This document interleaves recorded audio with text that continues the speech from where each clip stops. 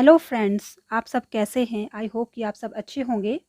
आज हम टैट का साइकोलॉजी सेक्शन शुरू कर रहे हैं। जो आज एग्ज़ाम हुआ है टैट जेबीटी वालों का, उसकी आंसर की डाल रही हूँ मैं। तो क्वेश्चन पेपर मेरे पास जो है बी सीरीज़ है जेबीटी टैट की। तो चलिए शुरू करते हैं साइकोलॉजी सेक्शन से। ये पहला क्वेश्चन आया है मेरे पास। जो क्वेश्चन आया है बी सीरीज़ में वो आया है कि बच्चे जिनकी मानसिक आयु उनकी कालानुक्रमिक आयु से कम होती है क्या कहलाते हैं। तो ऑप्शन दिए हैं आपको। ए है प्रतिभाशाली बालक, बी है साधारण बालक, तो सी है अधिगम अपंगता और डी है मंदित बालक। तो ऑप्शन डी जो है इसका राइट आंसर है। जो मानसिक आयु जिनकी कम होती है उनकी कालानुक्रमिक आयु से उनको मंदित बालक बोला जाता है। तो ऑप्शन डी जो है इसका राइट आंसर है। सेकंड क्वेश्चन है, बच्चे अपने वातावरण के साथ संबंध बनाते हुए अपनी समझ का विकास कर लेते हैं, किसने कहा है। तो ऑप्शन ए है स्किनर ने, बी है गिलफोर्ड ने, सी पियाजे ने और डी बर्ट ने। तो ऑप्शन सी जो है इसका राइट आंसर है। पियाजे ने ये डेफिनेशन दी है। आगे क्वेश्चन 3 है, जिस बालक की मानसिक आयु उसकी कालानुक्रमिक आयु के बराबर हो उसकी बुद्धि लब्धि कितनी होगी। अब यहाँ ऊपर भी क्वेश्चन पूछा गया है कि जिसकी कालानुक्रमिक आयु और मानसिक आयु में डिफरेंस बताया है और यहाँ दोनों को बराबर बताया है, तो उसकी बुद्धि लब्धि कितनी होगी। ऑप्शन ए है 100, ऑप्शन बी है 120, ऑप्शन सी है 80, डी है 140। तो ऑप्शन ए जो है इसका राइट आंसर है। जिस बालक की मानसिक आयु कालानुक्रमिक आयु से कम होती है उसकी बुद्धि लब्धि या बराबर होती है तो उसकी बुद्धि लब्धि जो 100 आ रही है। क्वेश्चन 4 आ रहा है, वह स्तर जिसमें बच्चा किसी वस्तु एवं घटना के बारे में तार्किक रूप से सोचना शुरू करता है क्या कहा जाता है। क्वेश्चन पूछा गया है कि वह स्तर जिसमें बच्चा तार्किक रूप से सोचना शुरू कर देता है तो क्या स्थिति होती है वो। ऑप्शन ए है संवेदिक पेशीय अवस्था, बी है पूर्व सक्रियात्मक अवस्था, सी है अमूर्त असक्रियात्मक अवस्था, डी है मूर्त सक्रियात्मक अवस्था। तो ऑप्शन डी जो है इसका राइट आंसर है। कंक्रीट ऑपरेशनल स्टेट में जो है बच्चा तार्किक रूप से सोचना शुरू कर देता है। प्रश्न 5 है, शिक्षा की किंडरगार्टन पद्धति का प्रतिपादन किया था, तो किसने किया था शिक्षा की किंडरगार्टन पद्धति का। ऑप्शन ए नन ने, बी ऑप्शन है स्पेंसर ने, सी ऑप्शन है फ्रोवेल ने, डी है मॉन्टेसरी ने। तो ऑप्शन सी जो है इसका राइट आंसर है। क्वेश्चन 6 है, ये परिभाषा किसकी है। मनोविज्ञान शिक्षा का आधारभूत विज्ञान है। अब यहाँ बोला है कि मनोविज्ञान शिक्षा का आधारभूत विज्ञान है, तो किसने कहा है। ऑप्शन ए है डेविस, ऑप्शन बी है स्किनर और ऑप्शन सी है BN झा, ऑप्शन डी है इनमें से कोई नहीं। तो ऑप्शन डी जो है इसका राइट आंसर है। ये जो परिभाषा दी है मनोविज्ञान शिक्षा का आधारभूत विज्ञान है, ये विलियम जेम्स ने दी है। ये परिभाषा जो दी है विलियम जेम्स ने दी है। तो डी जो है इसका राइट आंसर है। क्वेश्चन 7 है, शिक्षा मनोविज्ञान सहायक है, तो शिक्षा मनोविज्ञान जो सहायक है अनुशासन में, ऑप्शन बी है बाल विकास के ज्ञान में, ऑप्शन सी है मूल्यांकन में, ऑप्शन डी है सर्वांगीण विकास में। तो ऑप्शन बी जो है इसका राइट आंसर है। जो शिक्षा मनोविज्ञान है नॉलेज ऑफ चाइल्ड डेवलपमेंट में हेल्प करता है। क्वेश्चन 8, व्यवहार अध्ययन के लिए कौन सी विधि अत्यधिक वैज्ञानिक और वस्तुनिष्ठ है। तो व्यवहार अध्ययन के लिए कौन सी विधि है। ऑप्शन ए अवलोकन विधि, ऑप्शन बी है प्रयोगात्मक विधि, ऑप्शन सी है सर्वेक्षण विधि, ऑप्शन डी है व्यक्तिगत विधि। तो ऑप्शन बी जो है एक्सपेरिमेंटल मेथड जो है वो व्यवहार अध्ययन के लिए अत्यधिक वैज्ञानिक और वस्तुनिष्ठ है। क्वेश्चन 9 है, एरिक्सन ने मनोसामाजिक विकास की कितनी अवस्थाएं बताई हैं। तो जो एरिक्सन है उसने कितनी अवस्थाएं बताई हैं मनोसामाजिक विकास की। ऑप्शन ए है 5, ऑप्शन बी है 7, ऑप्शन सी है 8, ऑप्शन डी है 3।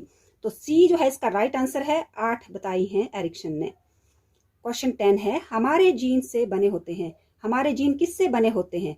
ऑप्शन ए है DNA, ऑप्शन बी है RNA, ऑप्शन सी है गुणसूत्र, ऑप्शन डी है शुक्राणु। तो ऑप्शन ए जो है इसका राइट आंसर है, डीएनए से बने होते हैं हमारे जीन। क्वेश्चन 11 है, हमारे अंडा कोशिका में गुणसूत्र होता है। अब हमारे each egg cell has a chromosome. तो option A X, option B Y, option C X X, option D Y Y. तो option A is the right answer, X होता है कोशिका में गुणसूत्र, जो अंडा कोशिका होती है। क्वेश्चन 12 है, अपराध प्राय जुड़ा होता है। जो क्राइम होता है किससे से एसोसिएट होता है? ऑप्शन ए है माता पिता की कम सहायता से, ऑप्शन बी अनुचित अनुशासन से, ऑप्शन सी परिवार कला से, ऑप्शन डी उपरोक्त सभी। तो ये सारी चीजें रेस्पॉन्सिबल होती हैं क्राइम के लिए, तो option D is the right answer. Question 13 है, पैदा होने से पहले का विकास मुख्य तौर पर बांटा है। जो पैदा होने से पहले का बच्चे का विकास है वो मुख्य तौर से किस चीज में बंटा है? ऑप्शन ए है जीवाणु, ऑप्शन बी है भ्रूण अवस्था, ऑप्शन सी है भ्रूणीय अवस्था, ऑप्शन डी है उपरोक्त सभी। तो ऑप्शन सी जो है इसका राइट आंसर है, भ्रूणीय अवस्था, फेटल में बच्चे के पैदा होने से मुख्य तौर से फेटल में बंटा हुआ है।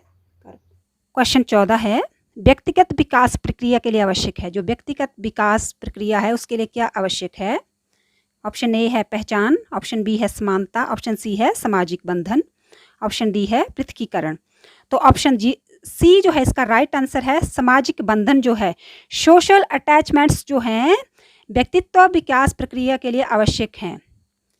पहचान इतनी आवश्यक नहीं है जितना ये सामाजिक बंधन है। तो ऑप्शन सी इसका राइट आंसर है।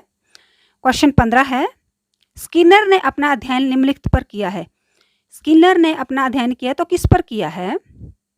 ऑप्शन ए है चूहों पर, ऑप्शन बी है कबूतरों पर, ऑप्शन सी है कुत्तों पर, और जो ऑप्शन डी है वो है ए और बी दोनों पर।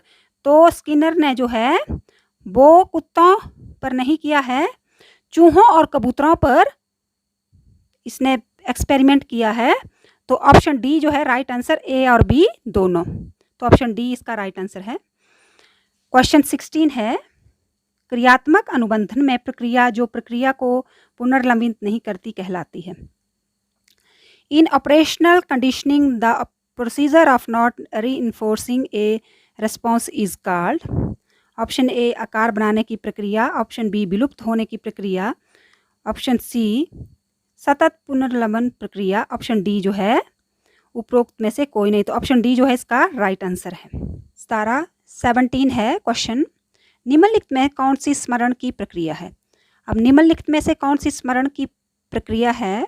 ऑप्शन ए है संवेदक जिसको सेंसरी बोला जाता है, बी है लघुकालीन शॉर्ट टर्म, और सी है दीर्घकालीन लॉन्ग टर्म। तो ऑप्शन डी जो है उपरोक्त सभी। तो स्मरण शक्ति से, मेमोरी से रिलेट करती हैं सारी चीज़ें, sensory, short term, long term. तो ऑप्शन डी जो है इसका राइट आंसर है, उपरोक्त सभी। क्वेश्चन 18 है, स्मरण प्रक्रिया की पहली अवस्था है। जो स्मरण प्रक्रिया की पहली अवस्था कौन सी है? ऑप्शन ए अगमानक, एनकोडिंग जिसको बोलते हैं, ऑप्शन बी है धारण, स्टोरेज, ऑप्शन सी है पुनः प्राप्त करना, रिट्राइवल, ऑप्शन डी है उपरोक्त में से कोई नहीं। तो एनकोडिंग जो है आगमनात्मक, ऑप्शन ए जो है इसका राइट आंसर है। एनकोडिंग जो है स्मरण प्रक्रिया की पहली अवस्था है। क्वेश्चन 19 है, आंशिक या पूर्ण स्मरण का खोना कहा जाता है। आंशिक या पूर्ण स्मरण शक्ति जब खो जाती है तो वो डिजीज होता है। तो वो क्या डिजीज होता है? स्वेदन लोप, ऑप्शन ए है, बी है गतिभ्रंश, ऑप्शन सी है विस्मरण, ऑप्शन डी है उपरोक्त में से कोई नहीं।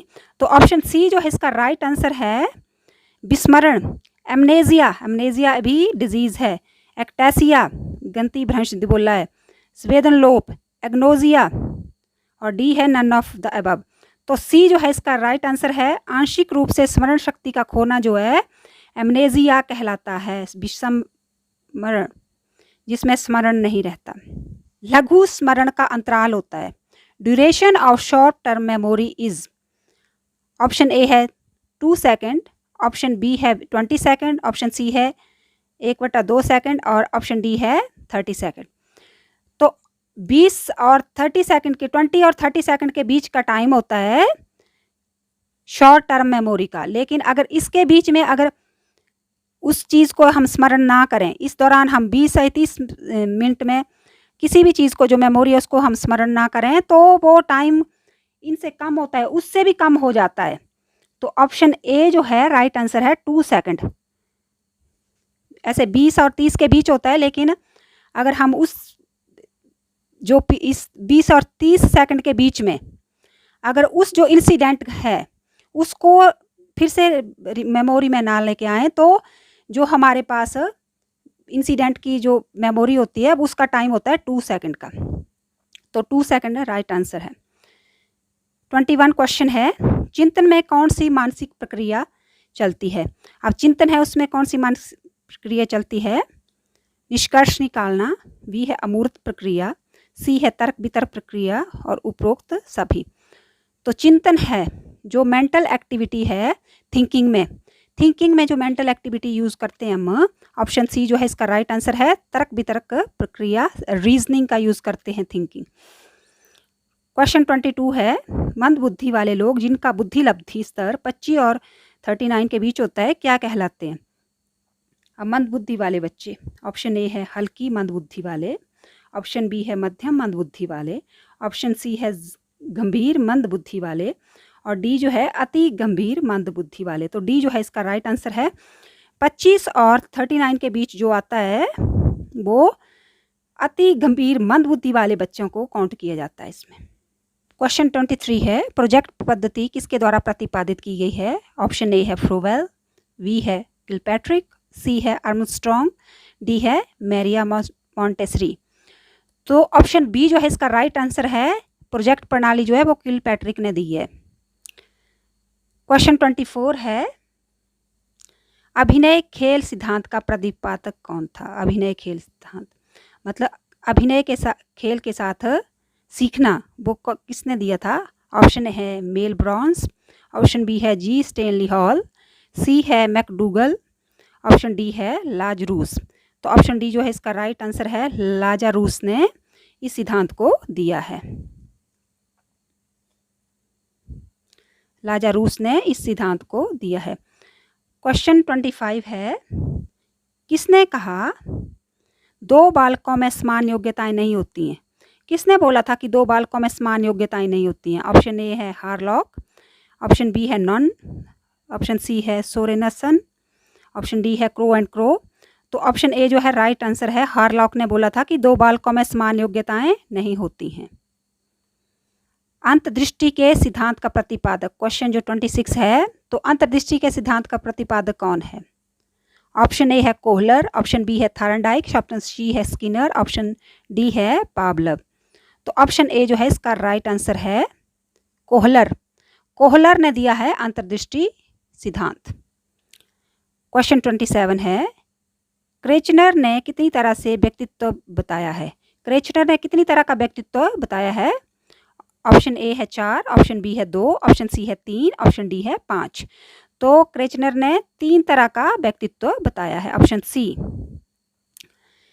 सृजनात्मकता की पहचान होती है। अब सृजनात्मकता की पहचान किस चीज़ से होती है? ऑप्शन ए पुराने व्यवहार से, ऑप्शन बी चित्रकला से, ऑप्शन सी संगीत से, ऑप्शन डी नवीन परिणाम से। तो ऑप्शन डी जो है इसका राइट आंसर है, नवीन परिणाम से। या किसने कहा सृजनात्मकता मुख्यतः नवीन रचना या उत्पादन में होती है? अभी ये सृजनात्मकता से, क्रिएटिविटी से संबंधित क्वेश्चन आ गया फिर से कि किसने कहा ये कि सृजनात्मकता मुख्यतः नवीन रचना या उत्पादन में होती है? Option A James Drever, option B C V Wood, C है क्रो एंड क्रो और डी है स्टेन। तो ऑप्शन ए जो है राइट आंसर है। जेम्स ड्रेवर ने बोला था ये जो क्रिएटिविटी है नवीन रचना या उत्पादन में होती है। क्वेश्चन 30 है, अधिगम के नियमों का प्रतिपादक कौन है? अधिगम के नियमों का, सीखने का नियम जो है किसने प्रतिपादित किया है? ऑप्शन ए है Crow and Crow, option B है थायरनडाइक, ऑप्शन सी है जेपी गिलफोर्ड, ऑप्शन डी है स्किनर। तो ऑप्शन बी जो है इसका राइट आंसर है। थायरनडाइक ने अधिगम के नियमों का प्रतिपादन किया है। फ्रेंड्स, मैंने साइकोलॉजी के जो क्वेश्चंस करवाए थे, तो 15 to 20 क्वेश्चंस वहाँ से ही आए हैं। कुछ क्वेश्चनों को घुमा दिया गया है, मतलब उल्ट करके डाल दिया गया है, लेकिन अगर आपने ध्यान से पढ़ा होता तो वो क्वेश्चन भी आपने ढंग से करने थे। तो 15 to 20 क्वेश्चन जो हैं मेरे पढ़ाए हुए आए हैं, जो मैंने वीडियोस डाली थी साइकोलॉजी पे, उनसे पूछे गए हैं क्वेश्चंस। इस वीडियो को देखने के लिए आपका बहुत बहुत धन्यवाद। अगर वीडियो अच्छी लगी हो, please like and share. For more videos, subscribe the channel and hit the bell icon. Thank you.